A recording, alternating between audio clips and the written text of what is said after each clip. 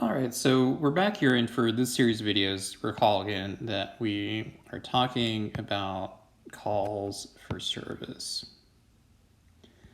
And so when we think about this particular phenomenon, there's a lot of debate about what exactly we should cover, or, what is going to be especially relevant. And I think it is sort of like crucial to have like a core understanding of how police have changed and what their role is. So with this, we'll do like a little bit of a history lesson, and that is, when we think about early police in the U.S., and what I mean by that is that this is going to be mid to late 1800s.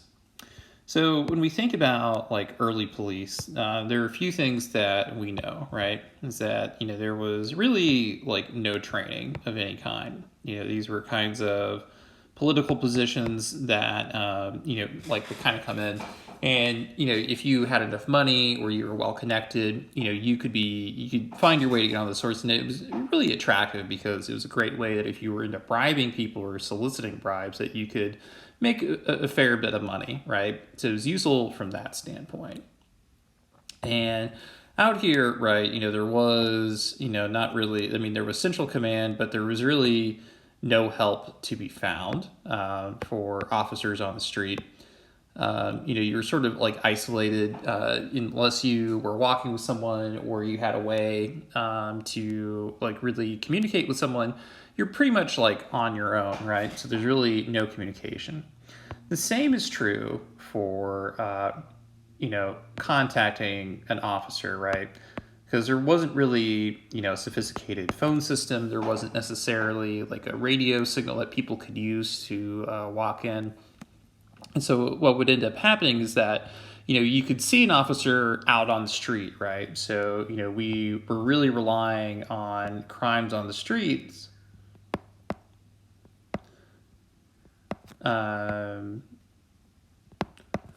to like be witness, right? So in this case, is maybe a crime is occurring out in the public, and they call for an officer that they see. Perhaps they run someone down, but in a lot of cases, an officer may want to see it, and then they can intervene. But there really isn't, anyone soliciting and getting help from the way that we think of it now, right? Our kinds of communication have changed a lot, especially too in early days, right? Is that we did not think.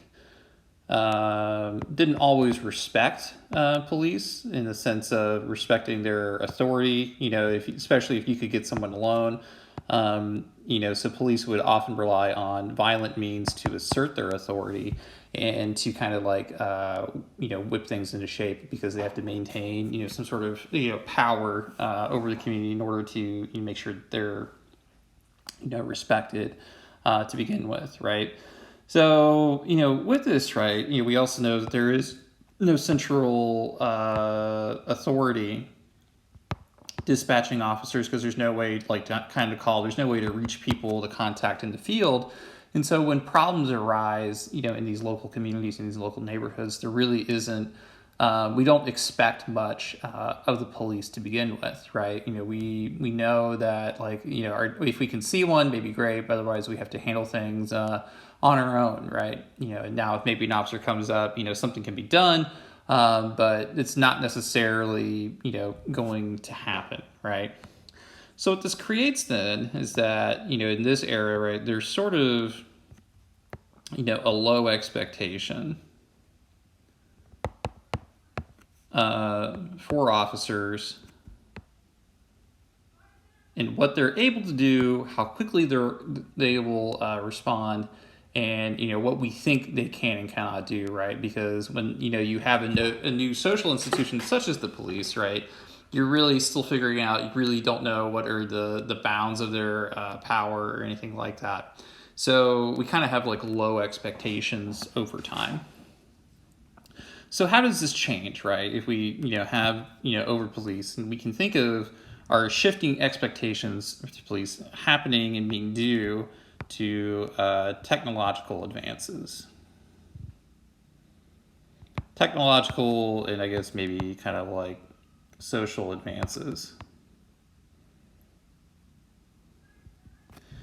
So let's think about really sort of like the first things that end up happening with officers. We'll pick this color, right?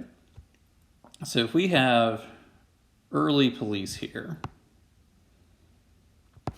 what we end up seeing, if we put this on a little timeline, we have this sort of first break. And in this first break, what we end up seeing is that there is a change, right? And the first is one thing is that, we now put cops are in cars, so cop cars, right? They become more mobile, they can cover areas more quickly. And what do we know about this kind of change, right, with them? We know that they have there's a visual marker. If you are marked up, right, people can see, contact police, they can respond quicker. There are people know who to ask, right? That's the benefit of a uniform, is identifying who is not a police officer, right? And if you're on wheels, you can do that. Within these cop cars, right, because early radios were really kind of like cumbersome, they weren't really, useful. We also see that there is a shift in radio communication. So with a radio, this gives us a few things, right? This gives us easier contact with the station house. So we can, allocate officers, we can call them in, right? We also have this look of being, more professional. And with, like a radio, right, we can also, react quicker to responding events, right? So that part is, probably like really good, and shifting expectations, right, is that now that because we're mobile, we have this resource we can coordinate, right? Maybe we tend to think that officers are better equipped to handle problems, right? So in this particular instance, then, this could be seen as a benefit to people, and that we become more reliant on it. But at the same time, right, there really isn't this big shift here in sort of our expectations, right? Is that while, yes, we can do this, yes, we can, have like this radio kind of coverage, yes, we have visuals, and, we can respond quicker to this kind of thing, right? That really isn't maybe like the biggest turning point of this, but like another one that we can think about that does serve as a big turning point, right, is with the telephone. So telephones weren't always universal. My dad, for example, often talked about having a party line that was used. So there'd be like one phone like in a neighborhood that you could call and rely on to people, or you could maybe find like a phone booth or something like that. And it kind of took a while for phones to become more universal. But what telephones end up doing, right, is one, we have quick contact, right? So now we can call relatively easier. And if you had a rotary dial, maybe it takes a little bit longer. You have to like kind of wait. At the same time, right, we can also, rather than just relying on officers to see stuff on the street, or have people seeing them on the street, we can now invite people into homes, right? Because if something is happening inside the home, we have this expectation that maybe something can be done, right? So there is a domestic incident that's occurring in place, or someone's getting too drunk and there's a fight or something like that. We can call the police. We're inviting officers into home, and we have this expectation, right, that they can come quickly in dire situations. In dire situations.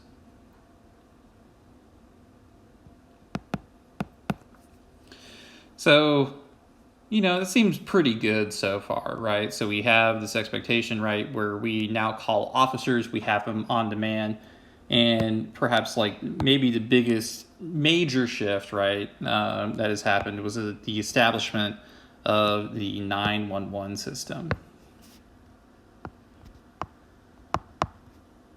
which didn't always exist, but now we have this universal number that you can call wherever you are in the United States. I think it's 999 in the UK. I can't actually remember though.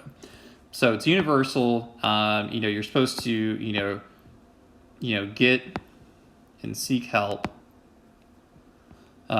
relatively quickly. And if it's the police that are here in Colton, California, if it's here in Tyler, Texas, if it's here in Sydney, Montana, wherever, right? Like, it doesn't really matter. Like, you are getting the same kind of service, and that is the expectation, right?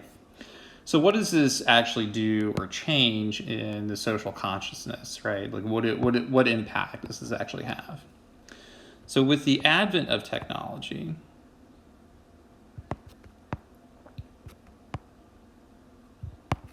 we end up seeing changes, right? So one is, we have quicker communication.